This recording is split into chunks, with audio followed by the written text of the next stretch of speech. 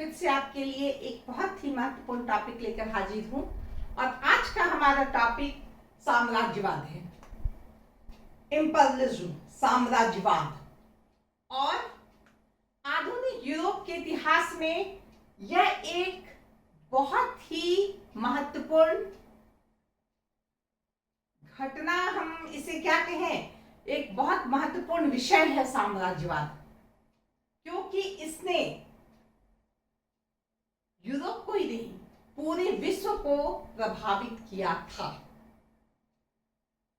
तो साम्राज्यवाद क्या है? हमने पढ़ा है कि कुस्तुनतुनिया का पतन हुआ और उसके बाद किस तरह नए नए रास्तों की खोज हुई। नए रास्तों की खोज होने के क्रम में नए नए जगहों का पता चला, नए देशों का पता चला। हमने यह पढ़ा कि किस तरह पुनर्जागरण हुआ, पुनर्जागरण के बाद नए नए आविष्कार भी हुए, नए नए आविष्कार के बाद औद्योगिक क्रांति भी हुई। ये सब कुछ एक दूसरे से जुड़ा हुआ चलता रहा और उसी क्रम में हमने क्या देखा कि जब औद्योगिक क्रांति हुई उसके साथ ही उपनिवेशवाद भी शुरू हुआ। उपनिवेशवाद या कॉलोनियलिज्म या उसी का बड़ा रूप साम्राज्यवाद। मजबूत राज्य के द्वारा किसी कमजोर राष्ट्र को अपने अंदर ले लेना, वहां पे वाणिज्य व्यापार फैलाना, उससे लाभ कमाना, ये उपनिवेशवादी देशों का एक सूत्रीय कार्यक्रम था। और इस क्रम में हम देखते हैं कि इंग्लैंड, फ्रांस, पुर्तगाल, डच, स्पेन, इटली, जर्मनी सब अपने स्तर पे कोशिश करते थे कि हम अधिक से अधिक उपनिवेश कैसे स्थापित करें। और इसी उपनिवेश को स्थापित करने के उद्देश्य से ये आपस में लड़ते भी थे। जो महाशक्तियां थी आपस में तरह तरह की कूटनीतिज्ञता, इनके बीच में कूटनीति चलते रहती थी, संधि, युद्ध, ये सब चलता रहता था।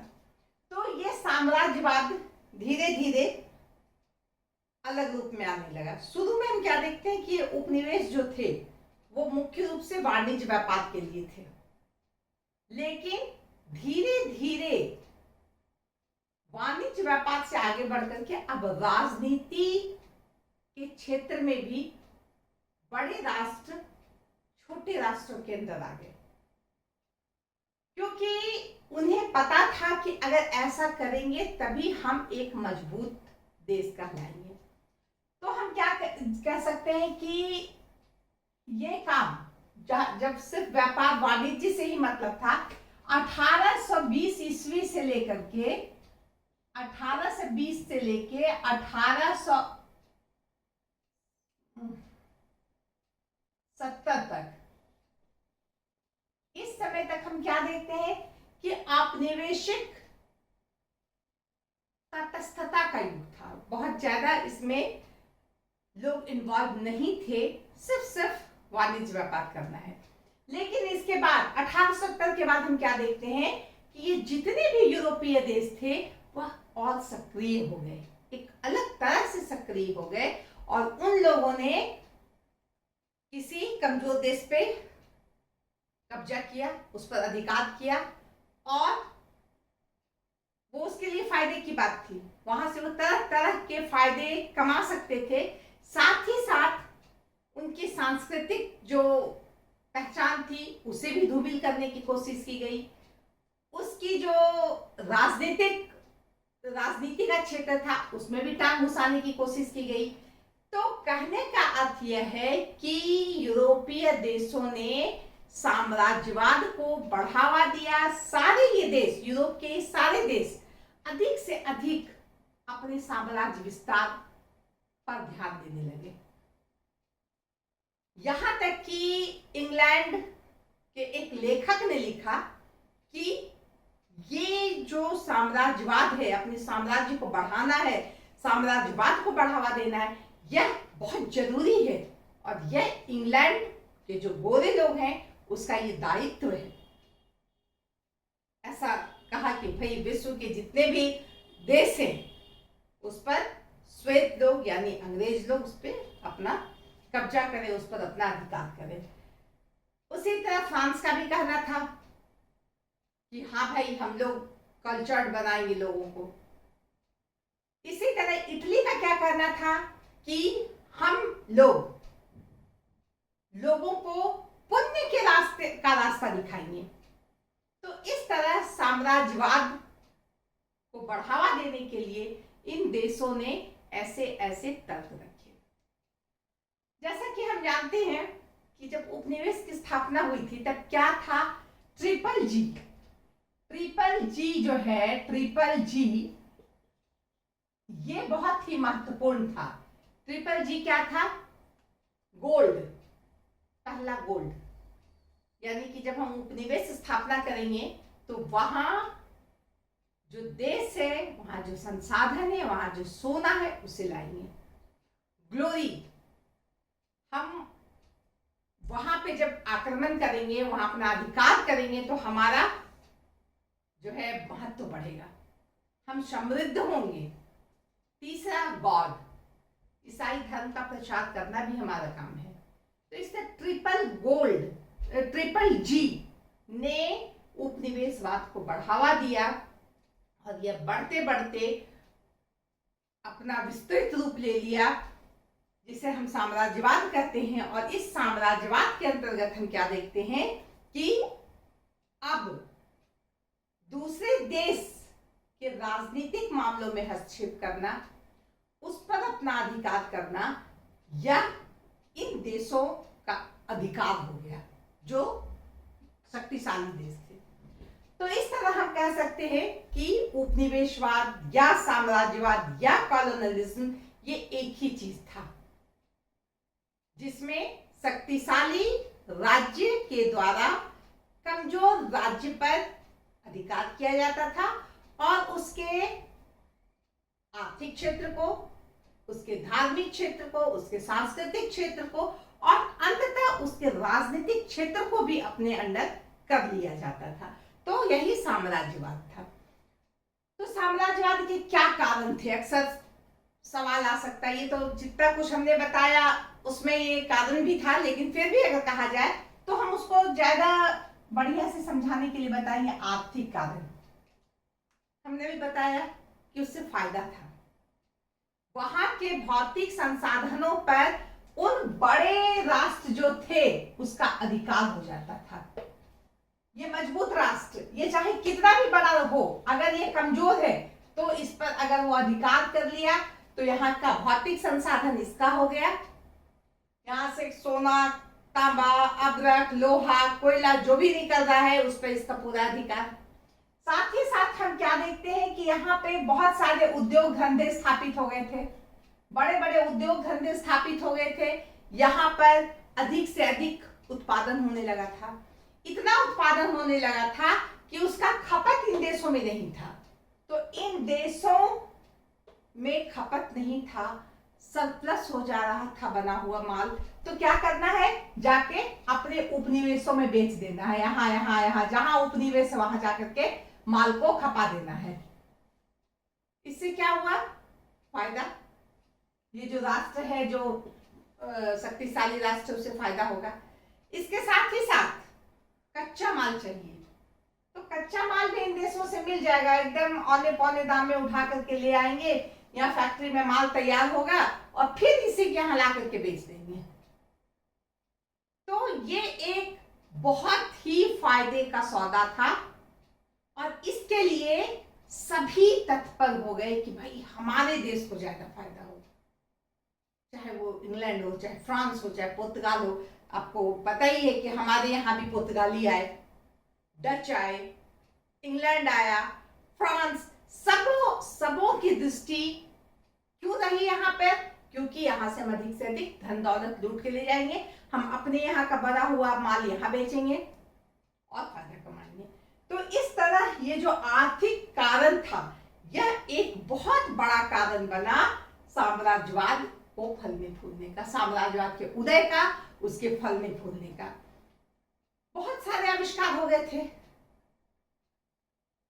आवागमन के लिए अब कोई बहुत समस्या नहीं थी, एक से एक जहाज बन गए थे, कहीं जाने के लिए जो कुतुबनुमा कंपास का आविष्कार हो गया था, बहुत सारे नए नए उपकरण आ गए थे, जिसके कारण जो शक्तिशाली देश थे उसका यूज करते थे और उससे उनको फायदा होता था। जब फायदा होगा, उसके पास अधिक संपत्ति होगी, अधिक समृद्धि होगी, तो वह किसी और देश को उपनिवेश बनाएगा, उसकी सेना मजबूत होगी, उसका सेना उसका बढ़िया होगा, तो वो अन्य देश और दूसरे देश को भी बनाएगा, अपने अंडर लाएगा। तो इस तरह हम देखते हैं कि आर्थिक कारण जो है वह बहुत ही महत्वपूर्ण रहा। औद्योगिक क्रांति हो गई थी, जैसा कि हम जानते हैं औद्योगिक क्रांति होने के बाद बहुत सारी दवाइयों का बहुत अच्छे अच्छे इलाज भी होने लगे थे, मृत्यु दर घट गई थी, अब लोगों का जीवन स्तर ऊंचा हो गया था। तो हम देखते हैं कि जनसंख्या भी बढ़ने लगी थी।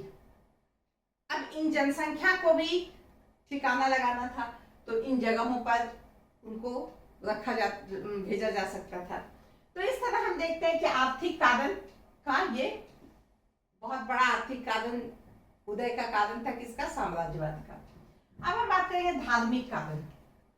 ईसाई धर्म की स्थापना हो चुकी थी, ईसाई धर्म को फैलाना था, बहुत फैलाना था, और इसके लिए जितने भी ईसाई मिशनरीज हैं वो पूरी तरह से तत्पर थे।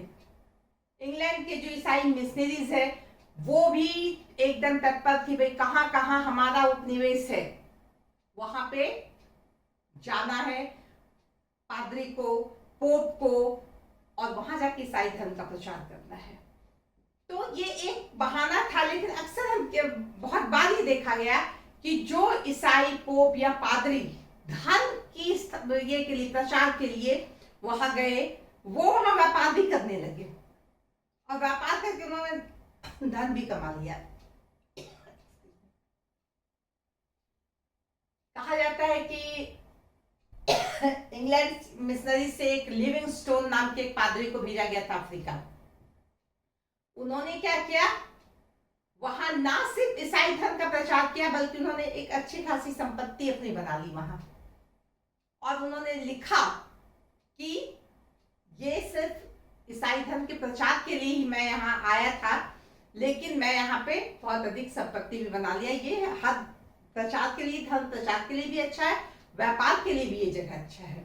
इसी तरह बहुत सारे पादरी, पोप गए दूसरी जगह धर्म प्रचार के नाम पर, और उन्होंने धर्म प्रचार तो किया ही, जबरदस्ती भी ईसाई धर्म स्वीकार करवाया, तरह तरह के प्रलोभन या तरह तरह का पाठ पढ़ाकर।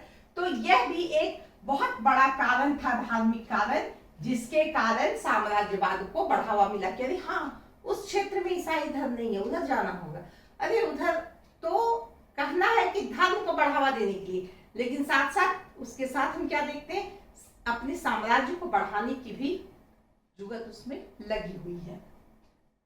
राजनीतिक कारण, जैसा कि हमने बताया कि शुरू में जब उपनिवेशवाद शुरू हुआ, उपनिवेश स्थापना होने लगी, उस समय मुख्य क्या था उद्देश्य? व्यापार करना। उस समय बहुत बड़ा एम नहीं था कि उस राज्य पर जो है एकदम से अपना अधिकार कर लिया जाएगा, अधिक से अधिक उसका जल थल सब पर को अपने अंडर कर लिया जाएगा, ऐसी कोई बात नहीं थी। लेकिन अब यहाँ आते तक ऐसी स्थिति हो गई थी कि ये सब अगर हमारा कॉलोनी है, ये हमारा कॉलोनी है, ये हमारा कॉलोनी है, तो यहाँ पे राजनीतिक रूप से भी जो है हमको यहाँ पे मजबूत करना है स्थिति, ताकि हम यहाँ पे हवाई अड्डा बना सकें, यहाँ पे हम अपना समुद्र के किनारे जहाजी बेड़ा रख सकें, हम यहाँ पे हमारा यहाँ कोठी हो जहाँ से हम व्यापार कर सकें, यहाँ पर हमारा राजनीतिक प्रभुत्व भी यहाँ पे जमा हुआ हो। तो ये काम होने से वह शक्तिशाली देश और भी शक्तिशाली होता गया। जैसे कि आप हमारे भारत को ही देखें कि यहाँ पे ईस्ट इंडिया कंपनी तो व्यापार करने के लिए आई थी, लेकिन व्यापार करते करते हम क्या देखते हैं कि सीधे क्राउन का शासन हमारे यहाँ शुरू हो गया, क्योंकि यह देखा गया कि यह जो है फायदे का सौदा है। तो ये प्रेरक तत्व थे उन शक्तिशाली राज्यों के लिए, ये एक प्रेरक तत्व थे कि हमारे पास अधिक समृद्धि होगी, संपत्ति होगी, अधिक से अधिक उपनिवेश को अपने अंदर करके हम अधिक मजबूत राष्ट्र बनेंगे, कल को हम किसी से कमजोर नहीं रहेंगे। तो साम्राज्यवाद को इन कारणों ने बहुत अधिक शह दिया, बहुत अधिक सहायता की और साम्राज्यवाद फलने फूलने लगा, बहुत माने एक होड़ मची हुई थी। और हम देखते हैं कि यह फर्स्ट वर्ल्ड वार का एक महत्वपूर्ण कारण बना। अधिक से अधिक उस क्षेत्र को अब कब्जा करना, उस पर अधिकार करना, उसे वहां से खदेड़ना है, उस क्षेत्र को अपने अंदर कर लेना। तो ये जो भावना थी ये इतनी प्रबल हो गई कि यह साम्राज्यवाद प्रथम विश्व युद्ध के लिए, वर्ल्ड वार के लिए एक बहुत बड़ा कारण बन गई। तो इसके साथ ही मैं आज का यह चैप्टर यहाँ समाप्त करती हूँ। साम्राज्यवाद पूरा देखें, समझें। धन्यवाद।